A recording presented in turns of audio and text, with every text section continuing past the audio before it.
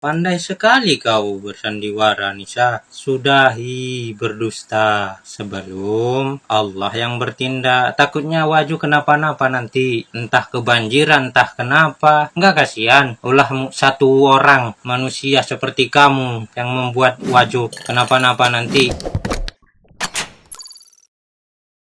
Hola netizen yang berbudi pekerti luhur. Drama cinta menyedihkan Asib Ali kepada Syarifah kini masih berlanjut. Entah episode berapa ya. Dalam episode kali ini Syarifah kembali muncul ke publik dalam acara podcast Uya Kuya. Syarifah kembali memberikan beberapa klarifikasi mengenai perasaannya terhadap Asib Ali, serta ada beberapa pernyataannya yang lebih ke arah menjelekan Asib Ali. Entah itu benar ataupun salah, tidak tahu ya.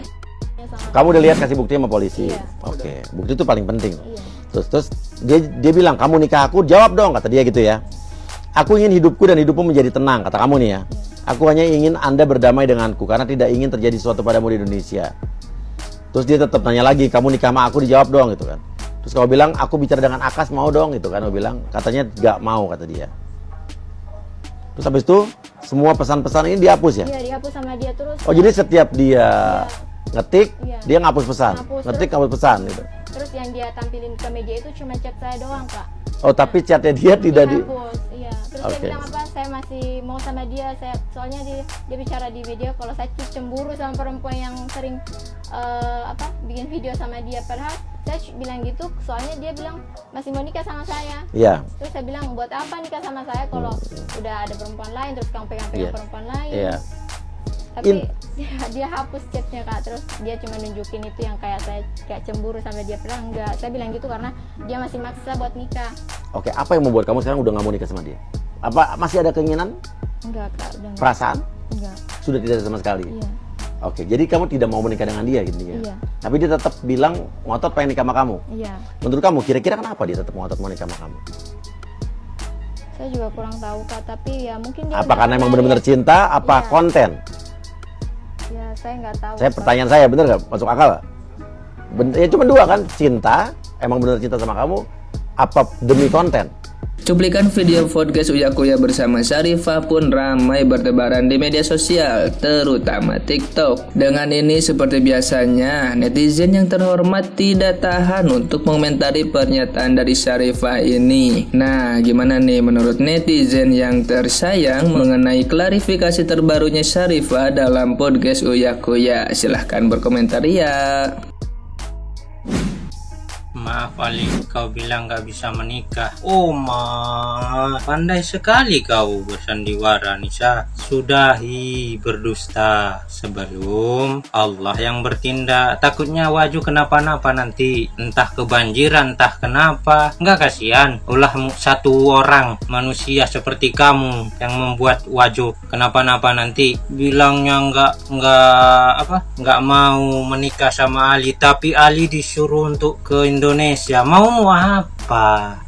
Mau apa? Nggak mau menikah kalau nggak keturunan zuriat Nabi. Iya, kalau mau. Kalau nggak apa? Udahlah, hentikan sandiwaramu. Walaupun umpamanya kau di posisi benar, saya akan bela kau. Seandainya kau menerima Ali dengan baik, pertama dia datang, kau suguhkan, nggak usah kopi dulu, air putih aja. Mana ada ceritanya? Pengennya mau minta nikah sama zuriat Nabi, tapi akhlak nggak diutamakan. Mau bilang apa lagi? Sudah 3 episode jawabanmu lain terus. Apa kita harus percaya sebagai netizen? Kalau bagi saya enggak, Nisa. Saya enggak percaya. Saya juga asli darah timur, Mandar. Bahasa kita yang diadang-adangkan Mandar sama Bajo, bukan Wajo, Mandar. Kamu di pagi-pagi ambiar lain, di TV One lain, di Uya Kuya lain. Yang kemarin kau di tempatmu itu juga lain.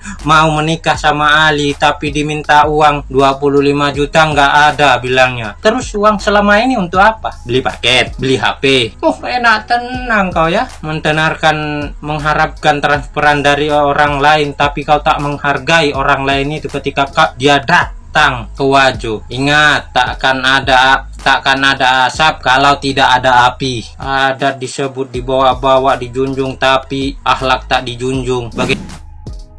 Dan misalnya ini Ali tuh sama Saripa bikin kita kepo-kepo. Tapi satu yang saya akui sama Saripa, skillnya memang ini perempuan, dia tidak bisa diragukan, tidak bisa mentong diragukan.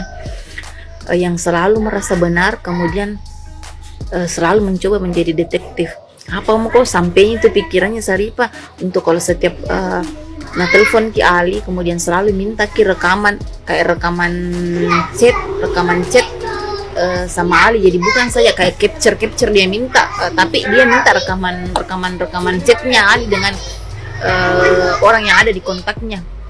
Jadi itu Mila itu merasa bersalah Kak juga. Saya pribadi sama Saripa tidak boleh ke Jawa langsung menjas Saripa bahwa Saripa ini 100% salah dalam kasus ini. Ternyata ada juga sebab akibatnya.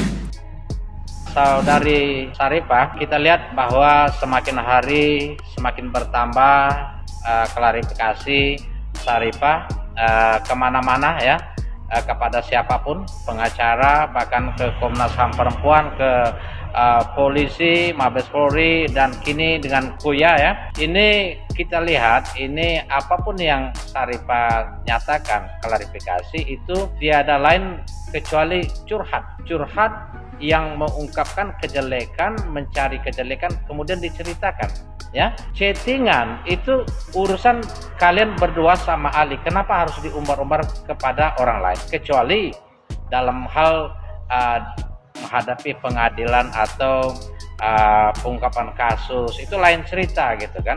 Akan tetapi ini hanya mengumbar aib, kesalahan satu sama lain, seolah-olah ada pembelaan diri, padahal orang tidak butuh itu ya, polisi atau apa tidak butuh itu. Untuk apa kita menceritakan itu ya? Ingatlah bahwa kita dilarang oleh Allah SWT saling mencari kesalahan, saling mengunjing satu sama lain. Wala tajassasu wala yaghtab dukum ba'dum.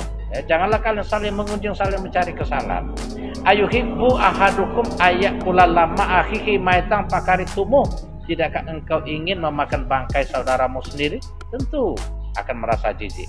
Bertakwalah, wattaqullah innallaha tawwabur rahim. Ya, bertaubatlah. Sesungguhnya Allah Maha penerima taubat dan Maha penyayang. Ingatlah bahwa salah satu min hafzil lisan ya.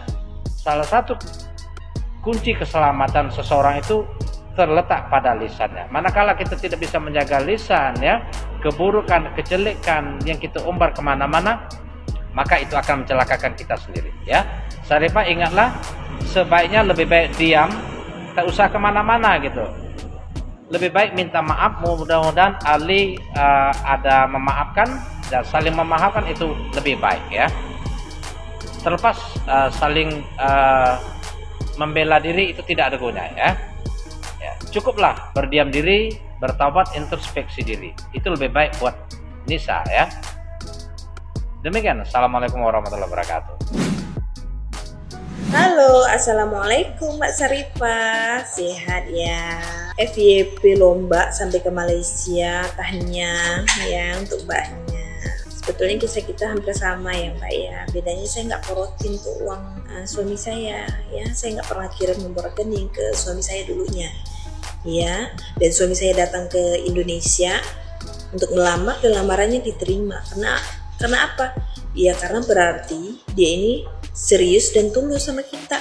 Kalau nggak, mana berani dia datang jauh-jauh dari negaranya ke negara kita untuk melamar gitu ya kan? Mbak, yang seharusnya Mbak lakuin itu bukan klarifikasi, melainkan Mbak bawa tuh keluarga Mbak datang temui si Ali, minta maaf. Ya, seharusnya kalau dari awal Mbak jujur, Mbak nggak bisa nikah dengan dia, mungkin dia nggak akan datang ke Indonesia Mbak. Duit dia tidak akan terbuang sia-sia beli tiket ya, beli barang-barang hantaran untuk Mbak. Seharusnya duit itu bisa digunakan untuk keluarganya makan Mbak. Kita ini ya harus pakai hati nurani kita. Kalau seandainya si Ali ini keluarganya Mbak, kayak gimana perasaannya Mbak?